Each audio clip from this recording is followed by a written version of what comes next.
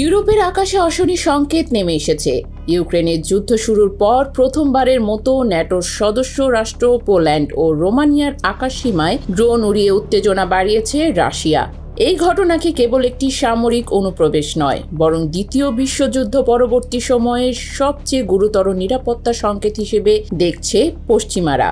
British সাময়িকী the উইকের বিশ্লেষণে বলা হয়েছে, এই পরিস্থিতি রাশিয়া ও ন্যাটোর সম্ভাব্য মুখোমুখি সংঘর্ষের আশঙ্কাকে আরও ঘনীভূত করেছে, যা হলে তা হবে 21 শতকের সবচেয়ে ভয়াবহ যুদ্ধ।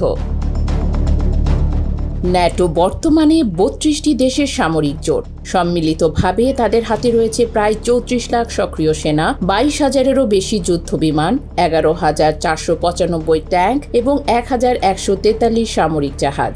দ্য উইক জানায়, শুধু যুক্তরাষ্ট্র একাই প্রতিরক্ষায় ব্যয় করেছে 2023 সালে প্রায় $916 বিলিয়ন, যা বিশ্বের মোট সামরিক ব্যয়ের 40% কাছাকাছি।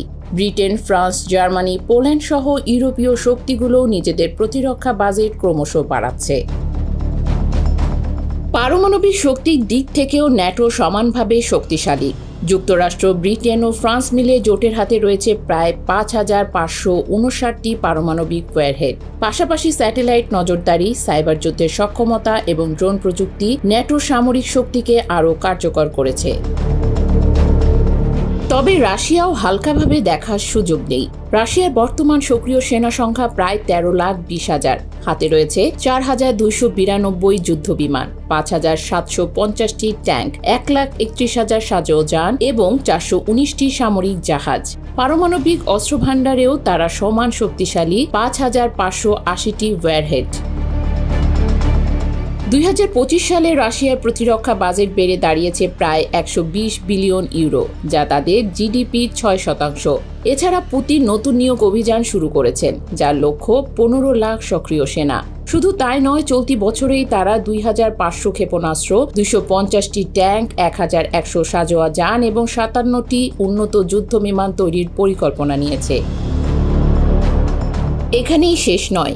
চীন, উত্তর কোরিয়া ও ইরানের মতো শক্তিশালী মিত্ররা রয়েছে রাশিয়ার পাশে। এই মিত্ররা রাশিয়াকে শুধু সামরিক সমর্থনই নয়, কূটনৈতিক শক্তিও দিচ্ছে। বিশেষ করে ইরানের ড্রোন প্রযুক্তি এবং চীনের অর্থনৈতিক সামর্থ্য রাশিয়ার জন্য গুরুত্বপূর্ণ সম্পদ হয়ে উঠেছে। রাশিয়ার সামরিক ও কূটনৈতিক শক্তি এবং প্রতিরক্ষা খাতে দীর্ঘমেয়াদী বিনিয়োগকে লক্ষ্য করলে স্পষ্ট হয়, তাদের পরাস্ত করা ন্যাটো পক্ষে সহজ হবে না। পারমাণবিক সক্ষমতা, আধুনিক ট্যাঙ্ক ও বিমান এবং মিত্র দেশগুলোর সমর্থন রাশিয়াকে একটি শক্তিশালী প্রতিদ্বন্দ্বী হিসেবে দাঁড় করিয়েছে। ফলে ইউরোপের আকাশে যতই অশনি সংকেত নেমে আসুক, রাশিয়া তার স্বার্থ রক্ষায় সবসময় প্রস্তুত এবং সম্ভাব্য সংঘর্ষের ক্ষেত্রে শুধু প্রতিরক্ষা নয়, আক্রমণাত্মক সক্ষমতাও তাদের হাতের মুঠোয় রয়েছে।